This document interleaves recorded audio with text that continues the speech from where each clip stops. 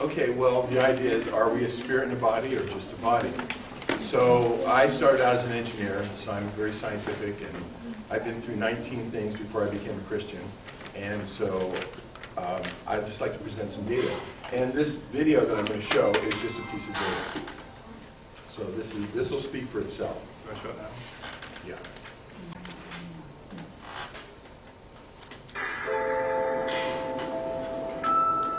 Whilst near-death experiences change lives, they've also given some individuals extraordinary experiences they would never have dreamt of. The most intriguing examples are of blind people becoming sighted for the first time. Vicky Naratuk had been blind from birth. I've never seen anything, no light, no shadows, no nothing. A lot of people ask if I see black. No, I do not see black. I do not see anything at all. And in my dreams, I don't see any visual impressions. It's just taste, touch, sound, and smell, but no visual impressions of anything. In her early 20s, Vicky was involved in a serious car accident.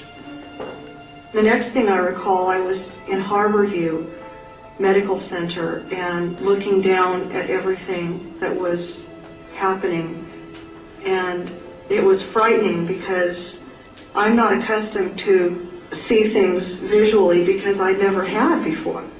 And initially it was pretty scary. And then I finally recognized my wedding ring and my hair. And I thought, is this my body down there? And am I dead or what? We can't bring her back in the crash room. They kept saying, we can't bring her back, we can't bring her back. And they were trying to frantically work on this thing that I discovered was my body, and I felt very detached from it. And sort of, so what? And I was thinking, what are these people getting so upset about? Then I thought, I'm out of here. I can't get these people to listen to me. And as soon as I thought that, I went up through the ceiling as if it were nothing. And it was wonderful to be out there and be free, not worry about bumping into anything. And I knew where I was going. And I heard this sound of wind chimes. It was the most incredible sound that I could describe. It was from the very lowest to the very highest tones.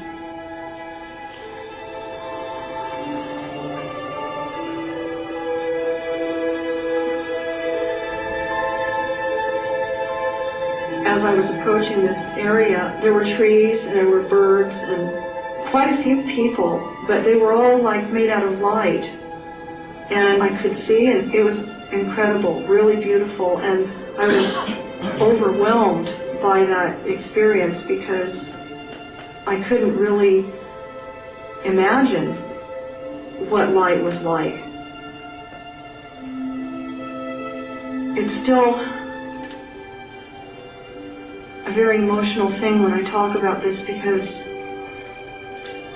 there was a point at which I could bring forth any knowledge I wanted to have. And it was like this place was where all knowledge was. And then I was sent back, and then I went back into my body, and it was excruciatingly painful and very heavy, and I remember feeling very sick. That's going to start. Is it over then? Yes. Is that- So, pretty substantial data there. The fact that she had never seen before, she could never even imagine what sight was like before, and yet when she was out of her body, she could see. Now, the argument that usually goes against that is that, well, it's just some aspect of the brain. No, she was actually seeing. And when she came back, previously she used to dream, and no vision in the dream. Like she said, she couldn't even conceive what black was. And then when she came back to her body, same thing. Her dreams never had vision again. So to me, that's pretty substantial data. Well, I mean, but that's not the only one. If you look at the handout that I gave, there's a book called Mind Sight, And these are by objective scientists. Mindsight's by Dr. Kenneth Rain, who's Professor Emeritus of Psychology at the University of Connecticut. And then there's Evidence of the Afterlife by Dr. Jeffrey Long of over 1,600 out-of-body experiences and near-death experiences. So the data seems to say that we are a spirit. We're something different than our body. There's something that left her body. There's something that that is not a part of the brain. As a matter of fact, people would tend to take the brain-only thing. Is if you think about, well, where's our central focus? You know, what are we looking from? And people would say, well, it's from behind your eyes, and that's where the brain is. But I mean, I've had not a near-death experience. I've had an out-of-body experience, and I can say that my locus did shift to the ceiling and then to the floor. The place from where I looked from was not behind here anymore. I was looking down at my body, and then I was looking up at my body.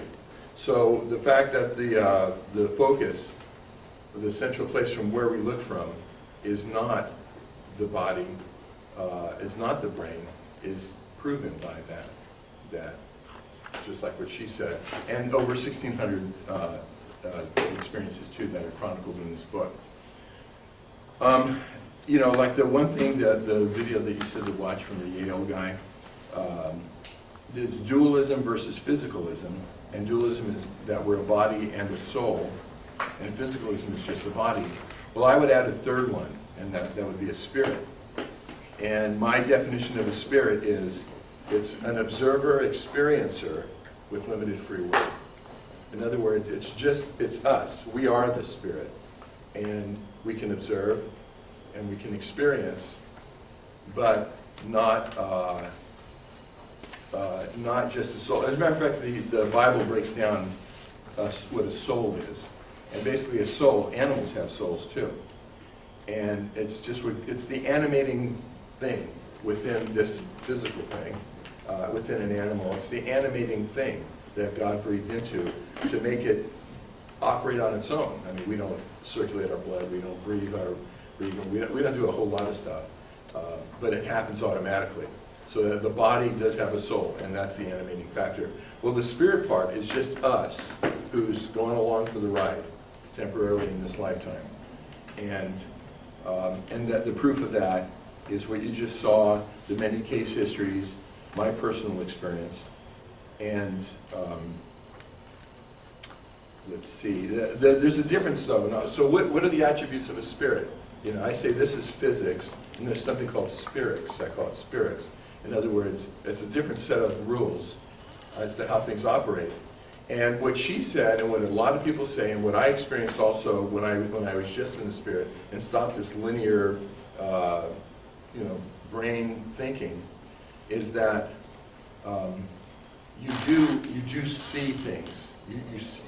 You're able to access a lot of knowledge at one time. You're able to see, and you just know, you know. And so I did a form of a prayer which is in Psalm 4:4, which says, "Ponder your hearts on your bed and be silent." And I did that. I call it. I try to make it scientific, and I call it ISO, which is internal silent observation. In other words, it's just going inside and just looking. What's going on there? How does that all work in there? You know, and you do see. You see thoughts up here, a mind, and you see a heart down here with emotions, and then you see the sixth sense, which you become really aware of when you kind of, quiet all this down. So, so when you're in that state, 30 seconds. when you're in that state, by the way, then you get the rest of what I'm saying on this paper that I hand out. When you're in that state, you do see things. I mean, like you're in there, and then you say, "My mate," and it hits you, and all of a sudden you don't have this evaluative thing that comes in and says, "Oh no, it's this way and they're that way," and or life is this way and the planet is that way. It's just you see it for what it is and for who they are. It's a great thing. I highly recommend it. Fine. Okay. All right, and just to give you some more introductory comments, after I have my 10 minutes, we're going to have a 10-minute dialogue where I'm going to speak for 5 minutes, and then I'll ask primarily drive the questions to Dennis for 5 minutes, and then he can have 5 minutes to primarily drive some questions to me. And then we're going to have an audience Q&A, and that'll be for quite some time, so you guys will have a good chance to ask a question. Okay, so if I can get 10 minutes, ready? Okay.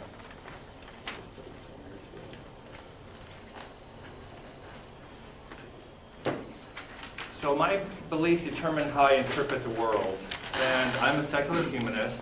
This is my definition of secular humanism. I like it because it's short and has a lot of power-packed words in it. It's a naturalistic belief system that promotes critical thinking and morality by using modern science and reason. And so I want you to even hold me to account when I give my presentation to see if I'm using critical thinking and modern science and reason. Because if I am saying something illogical, that's something I'm really concerned about, because I want to follow the truth and I depend on critical thinking and modern science and reason to get me there. Critical thinking is not any good by itself. You have to actually have a body of knowledge also, so the science is important. But if you just have the science without the critical thinking, that wouldn't help you either. So you need both the science, knowledge base, plus the critical thinking to operate on that data. So we all agree we have 5 senses. This is the hearing, sight, touch, smell, and taste. These are basically sensors. We have, like if we were a robot, the robot has a brain, and it has sensors, and that's how it knows the world, by sensing it in different ways, and the brain computes what to do based on those senses. So in the same way, we have these sensors, and these are the sensors we have. So there's a question, is there a 6th sense? And it really gets down to the mind. And the question is, from the highest level, is it totally natural, is it partly supernatural, or totally supernatural? And the two extreme positions, and there's lots of in between, are dualism and monism. Dualism says there's 2 different parts of that makes you. There's a physical part, and there's a supernatural, spiritual part, and these 2 combine to make the person that you are. Monism says there's only the physical part, basically. There is no supernatural or spiritual part. So is there any good evidence for a soul and or spirit? I didn't say is there any evidence, I said is there any good evidence? When you go to a court, you can give all kinds of evidence, and you need to evaluate whether it's good evidence or not. Is it applicable? Anybody can say, here's some evidence, but does it matter? And I would say, no, there is no good evidence for a soul. And I want to talk about 2 Christian apologists. I think the best Christian apologist is, an apologist is a person who defends the faith. He's a very public person. His name is William Lane Craig. He debates all the high-level atheists. And he basically, they had this question of, how do you deal with modern science? Because modern science is really indicating now that there is no spiritual part to the mind. This has flip-flopped in the last 50 years or so. It used to be that everybody believed, of course, there was a spiritual part of the mind. Now, most of the people in science say, of course not. It's all kind of physical-based. So William Lane Craig basically answered this question by having a guest writer who is a neurologist, I believe, or somebody in the sciences. And they basically said, yes, we admit that science has figured out a lot about the brain, like which part of the brain does what. This is something the ancients didn't know, and like Descartes didn't know about this, and he's one of the famous philosophers from way back. And they said, but even though we know the brain controls a lot, it doesn't necessarily mean there is no spirituality. And he says, let me give you an example. Suppose an alien came down and said, hey, what's this thing? And you say, it's a TV. And he says, okay, don't tell me. I'm going to figure out how it works. And so he messes around with it, disconnects a wire and sees that there's no red, and then he disconnects another wire and sees that there's no blue, colors, and disconnects another one, sees the speaker doesn't work.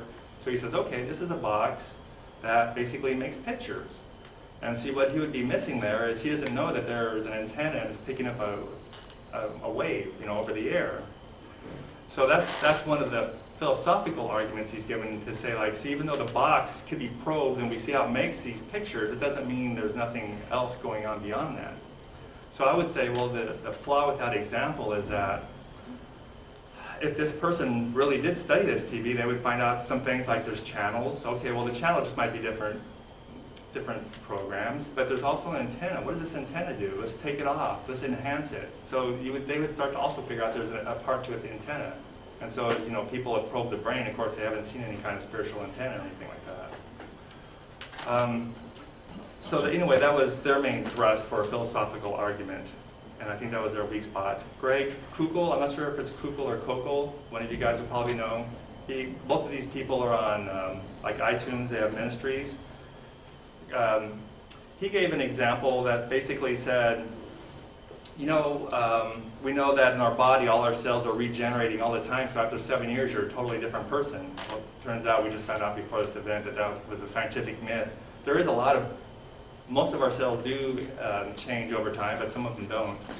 But anyway, the point was that since our body is constantly replenishing ourselves, but you are the same you through all these years, obviously that other part of you transcends the physical. That's the supernatural part of you. That's the you that's always been around or whatever. And so I think the obvious flaw with that is that we are not the same. When we're an infant, our brains we have an infantile brain, so we act like infants, and we're adults, we act like adults. We have an adult brain, and then if we live old enough, we go into dementia, and our brain goes.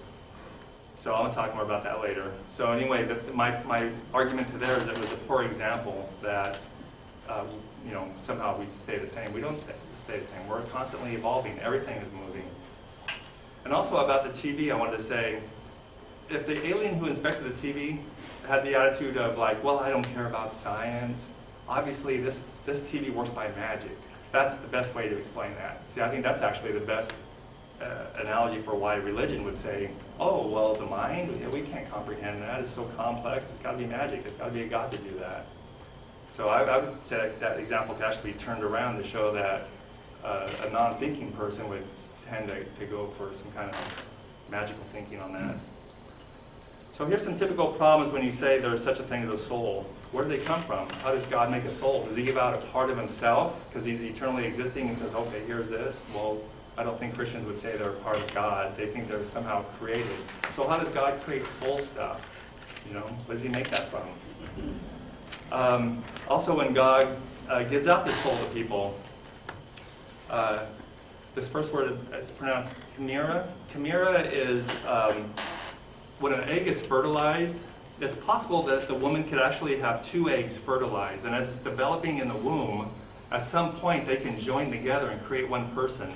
It's very rare, but it happens. And this is sometimes when people have different eye colors, for example. That explains what happened. So then the question is, well, if the soul was given at conception, does that mean that each one was given half a soul so they combined to have one soul? Or did somebody get their soul wiped out when they joined? Or how'd that work? And identical twins is the case where an egg is fertilized and it's developing, and sometime in its development, it actually breaks into 2 complete different people. So in that case, it's the opposite, where it's like, well, now if these are 2 people and each have a soul, does that mean that initially they were given, when it was one thing, did it have 2 souls and then each one took a soul, or how did that split out? And one time there was a priest in the audience one time, and I heard him say that, well, some people think we're pro-life because we think the soul is given at conception, but it's not necessarily church doctrine. We just believe life is sacred. So even the Catholic Church is not going to say that, oh, the soul is given at conception, because of these kind of problems here. Another one is like, what would the afterlife be like for aborted babies? Some people think there's up to 70% natural miscarriage. A lot of times the women don't even know they were pregnant. And they think all pregnancies, probably 70% end in miscarriage. What about those who are mentally retarded? Sometimes people say, like, oh, that's not the real them. Their real soul is somewhere else. When they get to heaven, they'll be full or something. But no, that's them. That's reality. And when that person you see with dementia, that's really them at that point. It's not like the sickness is masking the real them. That is them at that point.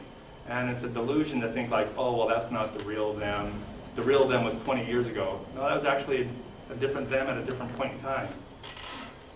And then also you have to think about soul and spirit, how's it change for chimps, for different animals. If you say animals have souls and spirits, well, what about bacteria, viruses, plants, There's all kinds of weird creatures out there the more you study it.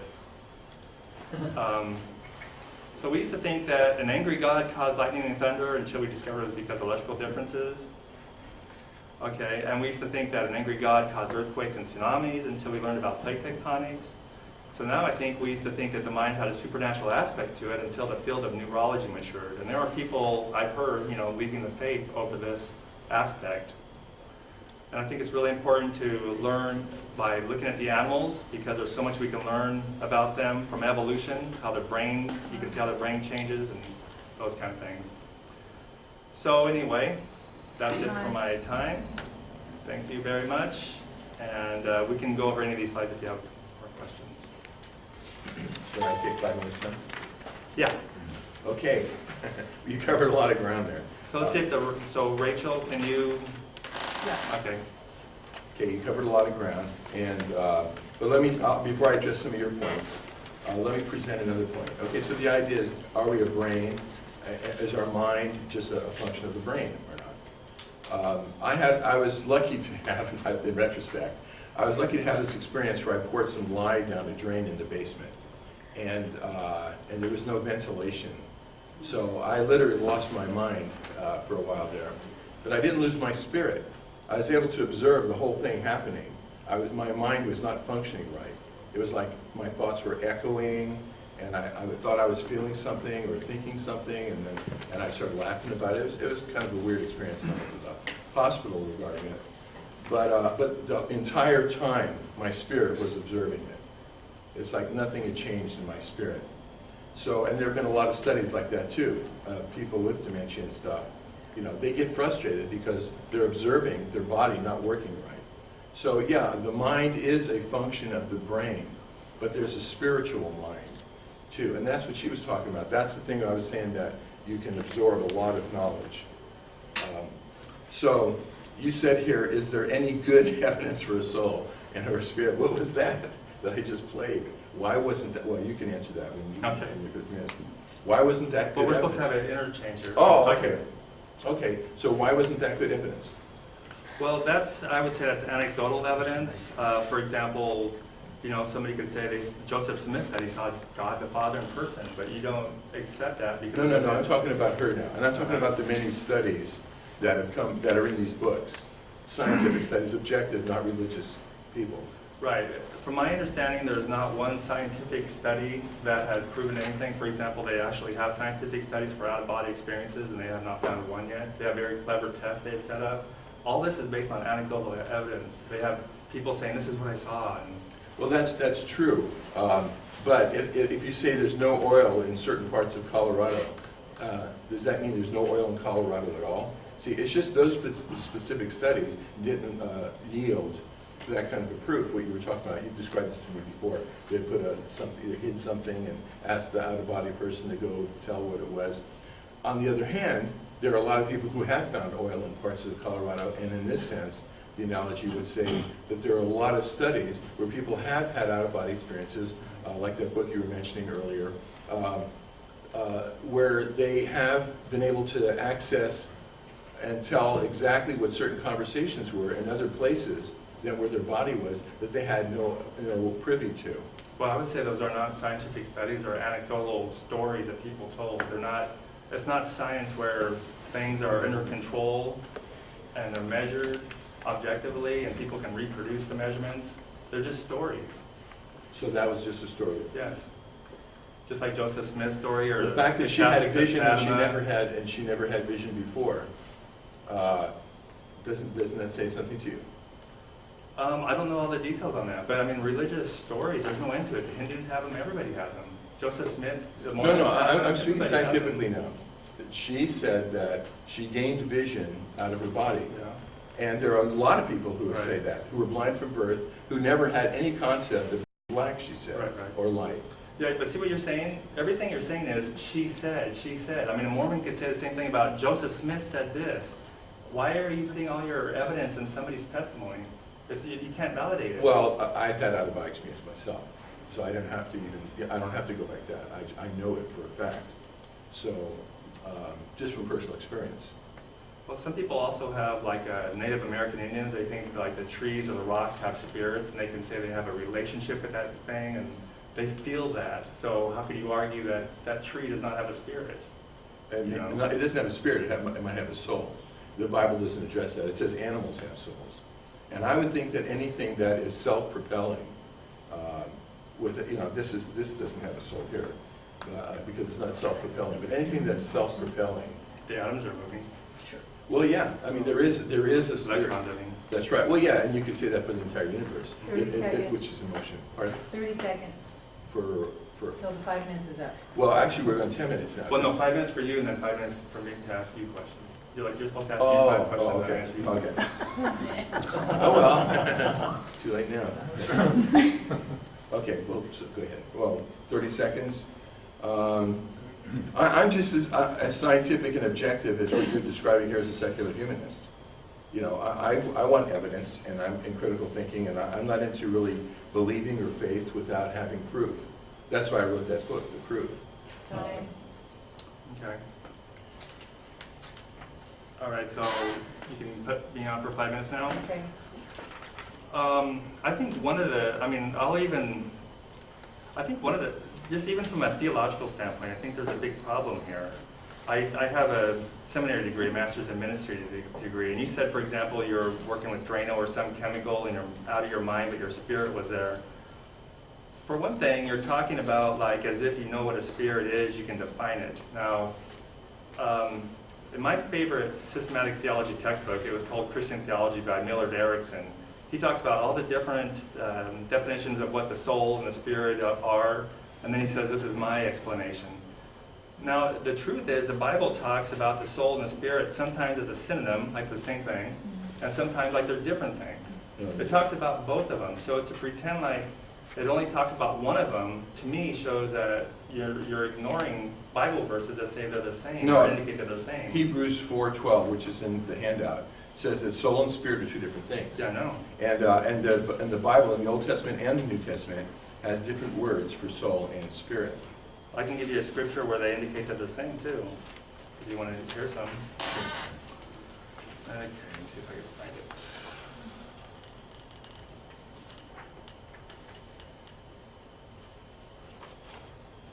Okay.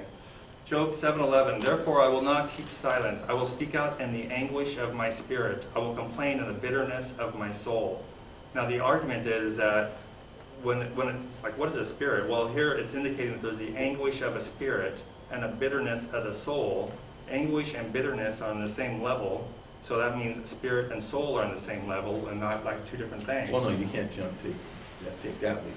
They can both have anguish and bitterness. Well, here's another one, Isaiah 26:9. My soul yearns for you in the night. In the morning, my spirit longs for you. So here, the soul yearns for him in the night, and in the morning, it longs for God. Yeah. So it's like, there are verses, and there's a lot of cases like that. I mean, that's just two examples. Well, So neither of them work, though. okay, let me bring up a different one too. Let's see.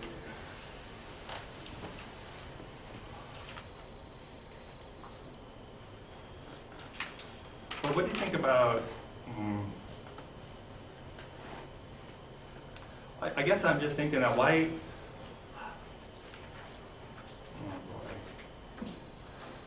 Well, let's talk about confirmation bias. Confirmation bias is like, for example, you believe this woman because it's what you want to hear. But Joseph Smith says, I saw God the Father in person. But you say, no, that can't be true because God wouldn't do that.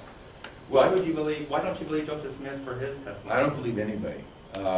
My basis for what I accept as fact is, it's in the Bible. I accept the Bible as an inerrant book of facts. Now, how did I come to that? I came to that as an engineer. I had to prove it. But this woman was not in the Bible, though. We're talking about you believe her, but not the testimony of Joseph Smith. She's just validating what's in the Bible. Joseph Smith isn't. He says he does. Well, it doesn't matter. Now you want me to accept what he says. No. I mean, I accept the Bible first, see, and then anything outside of the Bible that confirms it, well, then I'll accept that. And I don't see why she would lie. She seemed very sincere. But I'm not basing my belief that we have a spirit, that we are a spirit, on what she said, or what anybody says, really. It's that, is the Bible true or not? And that that could be examined. And then I've done that, and I've proven that it is. I've been in a church setting before where somebody said, "Oh, I experienced," and then later on I heard the pastor give it from the pulpit, and he totally revamped the story. And for me, for a minute there, I thought it was a different story, but then I realized it wasn't the same story. I've had actually profound dreams myself that were partly goofy, and if I wanted to tell somebody else the cleaned up version, they wouldn't have known the goofy part. So I'm wondering, her story, how goofy, there's probably dogs barking and UFOs and everything else, but she says, "Oh, I'm just going to tell you this part." How do you know she's not cleaning it up? Okay, in this book, Evidence of the Afterlife, there's over 1,600 case studies all over the world, different religions, different cultures, different nationalities, and they all have similar things, the tunnel, the light, all that, the access to a lot of knowledge at one time. Right, but those are just testimonies. Yeah, but they're all uniform. Over 1,600 of them are uniform. They're not, I wouldn't say they're uniform. Sometimes they see a light, sometimes people see dread. Yeah, they go to hell, yeah. They see hell, they see heaven. One woman wrote a book about her trip to heaven, and then she later on wrote a book about her trip to hell. You remember about her? Yeah, there's a number of those too. Well, I mean, you talk about multiverses. Okay, thank you. So now we're going to open up to the audience for Q&A. So The story of the blind woman. She was blind from birth. So what were her reference points for saying these were people, or this was light, or this was that? She has no reference point. Exactly. How do you know what she saw? Exactly. How does she know what she saw? Exactly. Usually you're proving the point. No, I'm not. I'm proving that she was just telling a story. She has no... She had no way of knowing what light or color or anything that was previously to the experience. After the experience, she was able to describe it for the first time. See that? So that to me gives a lot of credibility to her story. Well, of course, most people would say it's hallucinations. Well, I mean, we got to have a facility to hallucinate with, which she didn't have previously. So how did she know she saw people? Do we have to raise our hands? yeah, just remember, just let him. Well, yeah, the way that I look at it, I mean, I give 3 examples in my book of how things can exist without us being able to know about it. And I say, well, can a tree know about comedy? No, but comedy does exist. See, can a blind person know about color? No, but color does exist. See, so things. Well, she was, exposed to something for the first time after her experience, and was able to retell it. Like if a tree's told you a joke, No, but she described people. How did she know she saw people? She's never seen people before. Well, she knows about people. I mean, I don't know. Well, but she doesn't know what they look like. So how can she say, I saw people? Well, She knows what described she them. looks like She described them. How can she know what she looks like? She's because she blind. felt herself. She knows people have 2 arms and 2 legs. Well, you know the story about someone touching an elephant, just touching the trunk and thinking it's a tree or something. Okay, so yeah, we understand the question, and I guess it's something we'll have to Okay. talk more about. Okay, there was a question way back there. Okay. Yeah, my point was that the only strange thing about this woman's story is the fact that she recognized it, right? Although she has been blind all her life. Because there's nothing strange about having a sense of trying. We all do that in our dreams, right? So the mind can create all kinds of things, but you have to create it from something that is known, right? And this woman has lived for maybe, I don't know how old she was when she had the accident, probably 30, 40 years old. She must have had, through communications, a pretty clear picture of what the world looks like. She recognized the ring, and somebody must have told her that this is the golden ring your husband gave you, and it has such and such a pearl, and so on and so on. So she must have had an image of that in her head already. Well, no, she said that. And that's not a point. The imagery as it's described is far from clear. It's full of lights and stuff like that, which you could expect if somebody has to create images based on what people have told them. Yeah, you're right. Must be a lot of diffuse. But nobody could explain to her what color was. And see, she was able to describe color after her experience. She said, I mean, previously she didn't even know what black was. People had asked her, like she said in the video, do you see black? And she goes, no, I see nothing. And then after the experience, she knew what black and light was, and color. Yeah, somebody, she may have known from talking to people that apples are green and grass is green. And, Well, she just said roses she are red didn't. And so on. So, I mean, all these associations could be latent in her brain. That's what I'm saying. It Well- doesn't mean that there is a supernatural and only supernatural explanation for it. I think what you have to do is you have to take all the data at one time. See, I mean, there's this book, these two books, which have a lot of case histories. I mean, I have personal experiences with it. And there's, you know, like people describing things that they couldn't have known previously. And there's a lot of case histories of that. So you just can't wipe it off, you know, with that explanation. Okay. Well, I was just going to say that, you know, there's still an awful lot about the brain that they don't know, you know, really, you know, conclusively about. And there could be in some part of the brain, you know, you have your DNA is from your mother and father, you know. There could be somehow some sort of vestigial something that, you know, that has experiences of those people, you know, and from far beyond. So you're you know. saying that those things were triggered, what about the experience, but not accessed previously? Exactly, because of some traumatic experience, some trauma to her brain, and that's what happened. And it could be something along those lines. We just don't know. But to say that because we don't know, it has to be this, just that Well, that's kind of boggles that's me. kind of what you're saying, though. No, See? I'm not saying that it has to be that. No, you're saying I'm it saying can't that be. it could be that. Yeah. But people saying that it has to be this. Well, that's kind why of, we look at that's why we look at the whole body of data.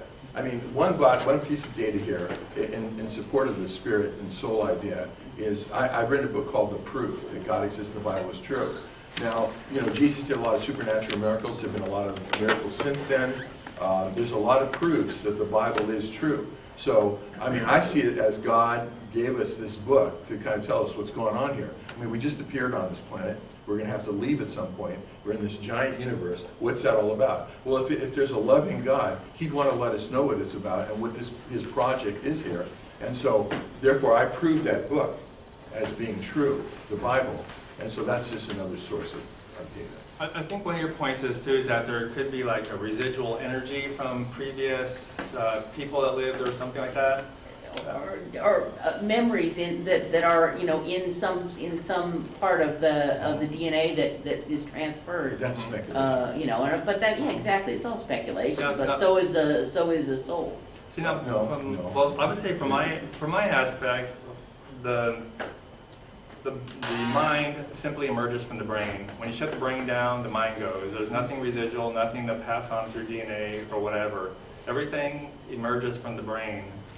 And, you know, for example, if somebody says, well, yeah, there's ghosts, they're on TV, don't you see the ghost hunters on TV? I think none of that stuff has been scientifically proven. It's all, they got goosebumps on the back of their head, and ooh, there's Yeah. spooky music in the background, turn the lights off. Would. You know, so I would say there is no scientific evidence, and I would question anything like this. And I don't think testimony is scientific evidence. It is not No. scientific evidence. No. So Well, it's that's all there is to it's a it. personal thing then. I mean, I have a lot of evidence, personal experience myself, for myself, and I know it's But true. it's not scientific, though. It's not scientific. Well, if the scientific part would be if a lot of people, say if people saw a murder and a whole bunch of people had abhorrence to that and anger to that. Well, it's scientific if you can say that uniformly a lot of people had the same reaction. See, so that's scientific. I think it's just, I mean, that's just eyewitness testimony, and you know, you have to, in court of law. No, the fact that some people weren't laughing and some people weren't making a shrine, and no, they all had the same experience, the same reaction pretty much. That's scientific, that innate in the being is a reaction to murder. That's bad. Okay, question way back there. Yeah, is it for both of you guys or just one? Just do one first, because we have other people that want to ask questions. Okay, well, Bernie, I think you guys were just addressing this, but, you know, scientific evidence requires it being repeatable. So you're sort of discounting, I'm not saying he's made his case at all. Whether he has or not is a second question. You're essentially making it impossible for me to state to you that I drove here tonight because it's not a repeatable fact. And therefore, in your mind, it's not useful evidence or acceptable evidence. So anything that's not repeatable, you're going to put out of court as not being acceptable. So these things are not repeatable. There's no way what you're asking for could not be given. It's impossible. Okay. Well, I would say I'm not demanding that it has to be repeatable. For example, evolution is not repeatable, but we can study DNA, for example, and see the footprints through the genome of that. That's why I'm convinced it happened. Basically, it comes down to inductive and deductive reasoning. This, therefore this.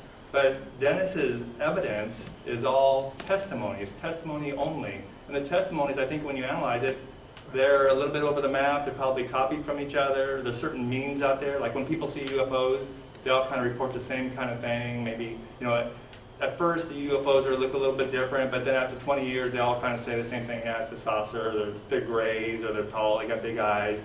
Pretty soon they all converge on the same fantasy. So It doesn't give you, testimony doesn't give you necessary truth, but that still doesn't mean that it's not valid. That's still not an argument against Especially if it's anecdotal, uniform. therefore not true. Well, I would say that doesn't follow. it could be valid, but I'm just saying it's not scientific evidence. And Dennis says this is scientific evidence for this, and it's not. It's anecdotal evidence. That's all I'm saying. You have to give it the weight it's worth, and it's not much if it's anecdotal. Otherwise, you'll be believing Joseph Smith, the Hindus, everybody that has a religious experience, and they have contradictory messages. God tells them to do different things. Time. So, Thank you. time for what? That's, I thought this was the audience section. I mean, it's so. yeah, but I don't want to dominate it, and so we could give other people a chance to talk to. Okay, So- I just want to say one thing, though, in regards to that. See, basically, if you don't accept testimonies or uniform experiences with human beings, you've just wiped out the science of psychology and sociology and anthropology. See, there are things that can be observed as far as like what's the experience and reaction within human beings. I think that is scientific, if it's uniform. But I would say you're selective at what you accept. You accept things that back up the Bible, but not Joseph Smith or Oh, no, Hindus or whatever. well, yeah, if it's with Joseph Smith, that's one person. That's not a repeatable thing. Question? There. Just basically in your thought processes and everything, you're heavily using and relying on the scientific method, but there are many things that exist that really can't be proven by the scientific method. I mean, if you were to use concepts like love or hate or different things, I mean, are you just going to see evidence of what that is? There's no real proof. You can't prove everything by the scientific method. I agree. Yeah, and I'm not saying the scientific method only either. I want to make the point about critical thinking and inductive and deductive reasoning. Right. But what I'm talking against is anecdotal evidence where somebody says, I have a story or God told me something.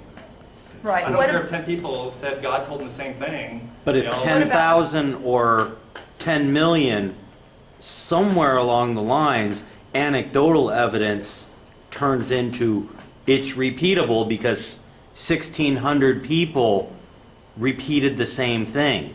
So somewhere along the lines, anecdotal turns into evidence. Well, it would be nice if they all said the same thing, but when you have one editor putting it together and who knows what they said, No. they have their own agenda. You're begging the question, though. You're dismissing it because you disagree with it on philosophical grounds.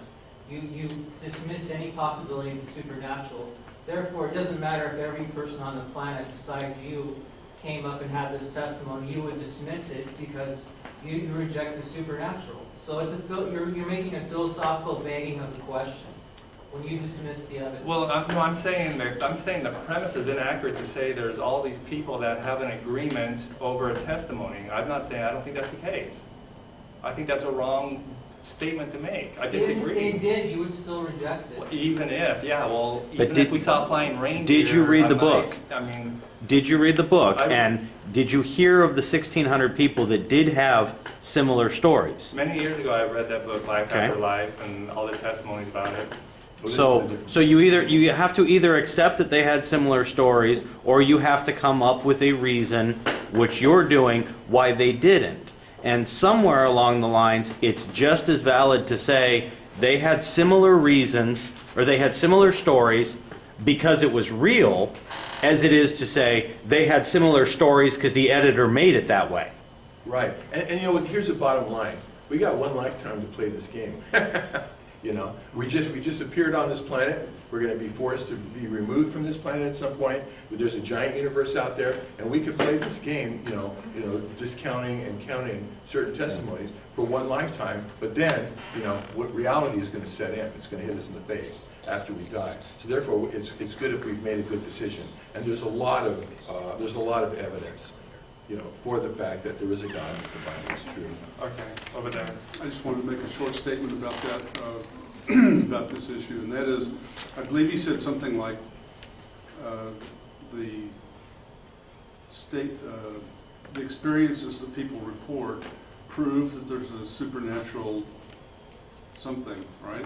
Well, no, that's just one little thing. That's not what you said? I mean, that's one little thing. I mean, that's For one little example. piece of data. You know, but Excuse me? that's just one little piece of data as to whether, I mean, there's Okay. a lot of data from a lot of Okay. different angles. If I'm not mistaken, there have been experiments where people have had similar experiences to the one that you're describing by having certain parts of their brain stimulated. So that doesn't really, that wouldn't be considered a supernatural experience, right? No, that's true. You're absolutely right. But what about these out-of-body experiences where people go and they hear conversations in places that that there's no way that they could have known what they were, and then they come back and recount them to the people who said them, and there's a lot of experiences like There's that. a lot of testimony, similar testimony by people who claim to have recalled something from a past life. Do you believe that that's true? I've been through that. I mean, I've been through, like I said, I went through 19 different things before I became a Christian, and I was in a couple of things that try to prod you into remembering your past life. And the person who was prodding you was really prodding you, like, did you see this? You know, they were pushing. I'm talking, So I don't believe I'm talking that. about people, kids in India, for example, that Why just in India? one of them says, because they, you know, reincarnation is accepted over there as a, Exactly. as a part, Exactly. just like the supernatural God thing is a part of this culture, and everybody, you know, so it affects people's viewpoints. So I'm saying that in this particular area of reincarnation, there's been kids who have, their stories that they have recalled incidents in places in faraway villages, and they take them over there, and sure enough, there's those things. And to me, those are just as valid as the things that you're describing. Yeah, I can't discount that. I can, yeah, what you just said. You can't discount it? No, I mean, if that's true, what he just said, you know, well, there's something going on there. That means reincarnation is true and you don't believe that. Well, no, see, the thing is that the Bible says it's appointed unto man but to die once and then the judgment. So, I do have a lot of data backing up the Bible. So I'd have to, you know, it's a testimony. Okay, Dave, I think, had a question. We have a couple more. Yeah, Dave. 1,600 anecdotes, trivial, nothing. 7 billion people on this planet.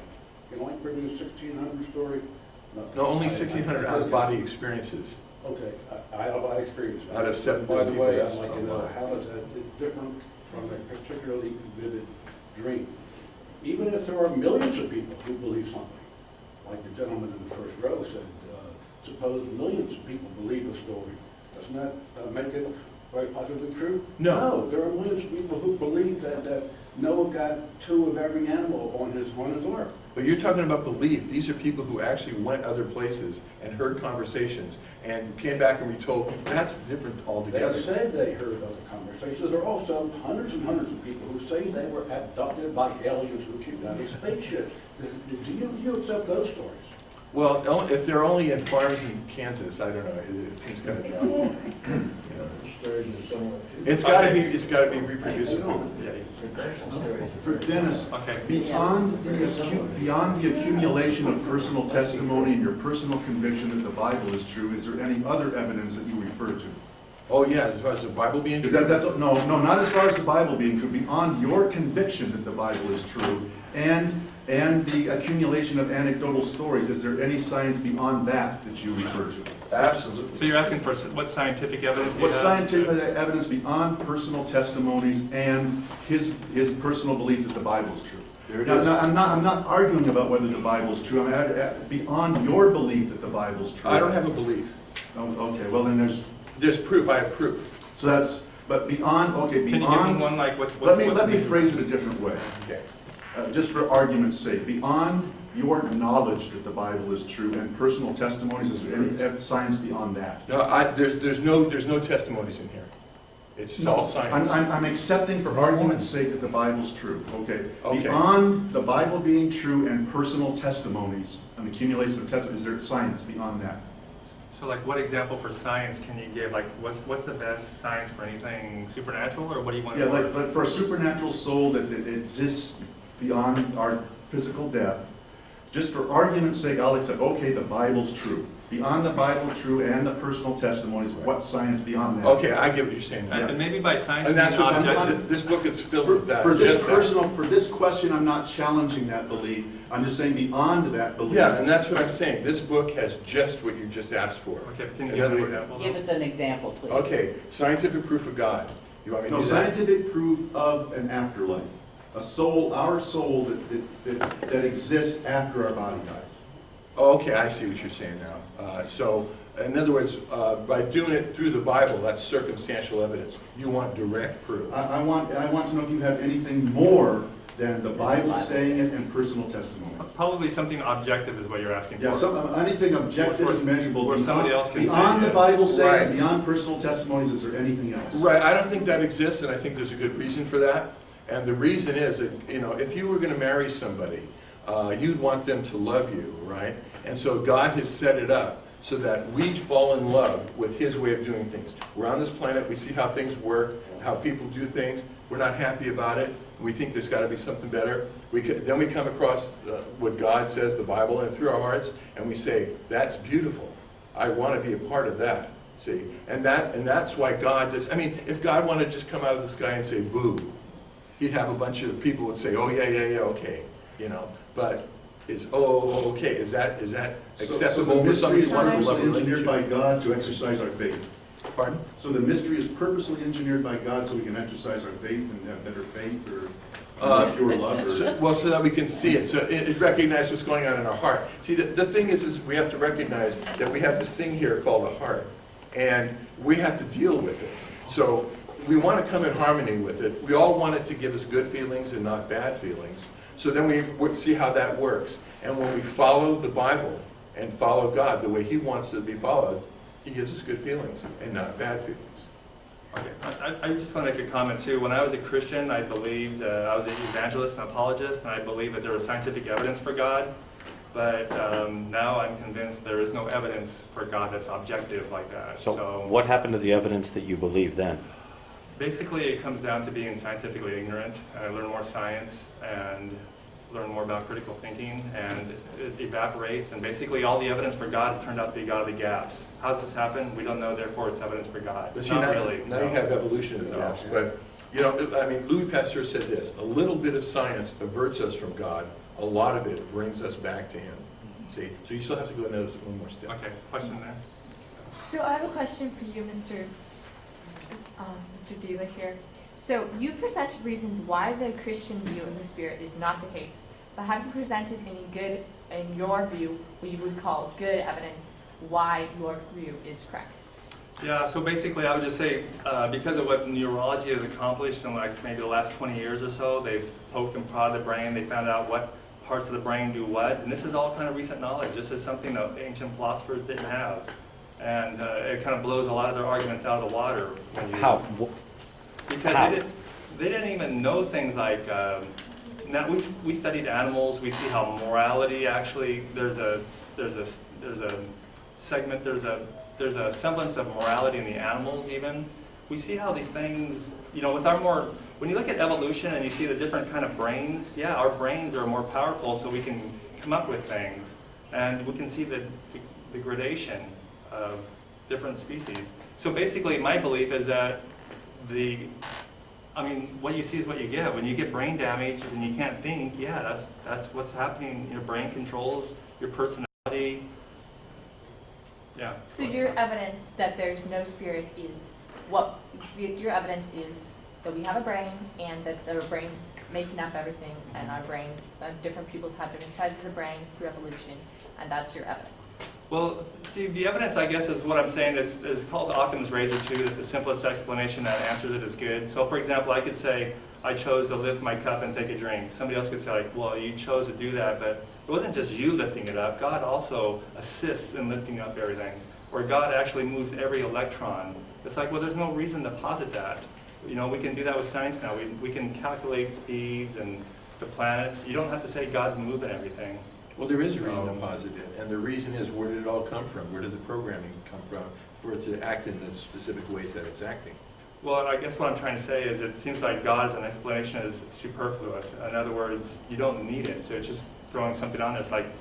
Well, no, you do need it. You do need it because of the first law of thermodynamics, which says that nothing physical can cause anything new physical. Therefore, there has to be something non-physical to create the initial physical. That's not the law of thermodynamics. Doesn't say nothing. It says energy can either be created or destroyed. Right. So if energy can't be created, that I'm just doing a subset of that. That you know, E equals mc squared. So mass is a form of energy. So I had a question about things that go against scientific method or regular things, such as maybe miracles or something that where someone receives their sight or they were lame from birth and can walk. Other things that, you know, more recently where doctors go, there's just no way that should have happened, and they're like, well, we can't explain it. So there is no scientific explanation for different things that happen. I considering, you know, especially when people are praying to God and something occurs that the doctors cannot explain. How would that work in your, you know, setting up if there's no extra, you know, supernatural? Well, see, everything is scientific. Even everything you just said is data. Well, I guess what I'm saying is that there's no God. Well, okay, so like... There are things that break the natural law. Yeah. Well, you know, there may be some healings that are mysterious. Cancer can have spontaneous healings with that. That's kind of unknown. But, you know, consider this. If you know anybody that has diabetes, like in my generation, we can inherit diabetes. Has anybody been cured of that? That type of diabetes that's heritable, that you can't make your insulin? No. I'm asking about things that are proved in hospitals. I went to a healing service one time, and the preacher called up everybody. He had a feeling. Oh yeah, it's people with hemorrhoids. So these people with hemorrhoids come up. He goes, there's more people, and I can believe all these people that came up because he asked 4 or 5 times. There's like 50 people up here, but he didn't call out people with cancer. He didn't call out people with diabetes. But you know, they'll call out people with headaches and hemorrhoids, and you know. There's never a person with a missing limb either. Yeah, that's even more obvious, but and I think it's sad because, I mean, when you pray over a quadriplegic or whatever, it's not going to happen, you know? And it's sad, I think, to actually, you know, they feel good about being prayed over, but, you know, if they're a kid and you're praying over them for 30 years, 40 years, pretty soon they say, well, God must not love me because he didn't heal me, you know? Well, it takes a lot of understanding as to what God's doing here, what's his project here, what his MO is here, and why does he allow, you know, natural disasters, diseases, and things to go in, and there's good reasons for all of that. Well, we only have time for one more question, so you already asked a question. Does anybody else want to ask a question that hasn't asked a question yet? Otherwise, we can do a repeat. Okay. Okay, it seems to me the very best evidence for the soul hasn't been touched. I've been reading Daniel Dennett, a little bit of Steven Pinker.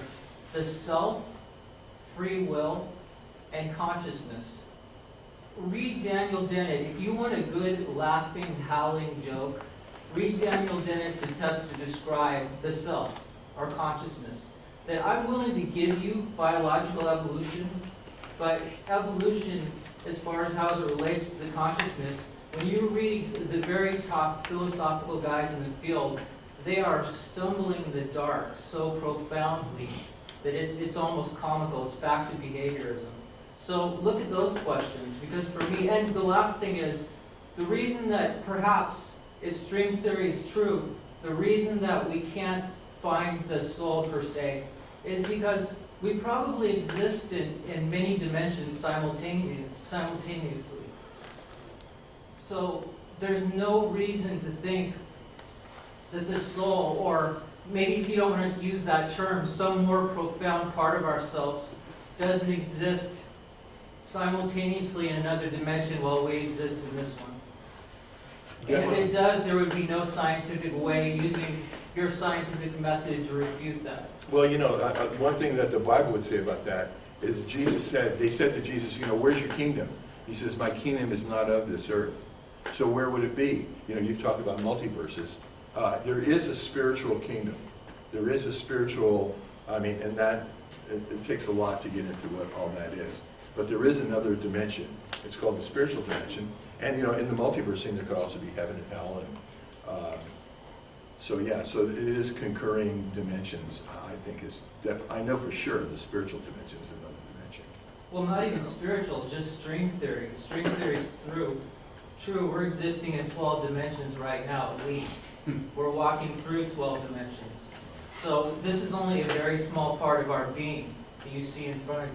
Well, I think heaven and hell and all that stuff, that's a whole another ball of wax with all other kind of I'm not even talking about that. Yeah, the multiverse. I'm just talking about the But science. I would just like to say, as far as consciousness, I agree with you. It's like there's still a lot of developments.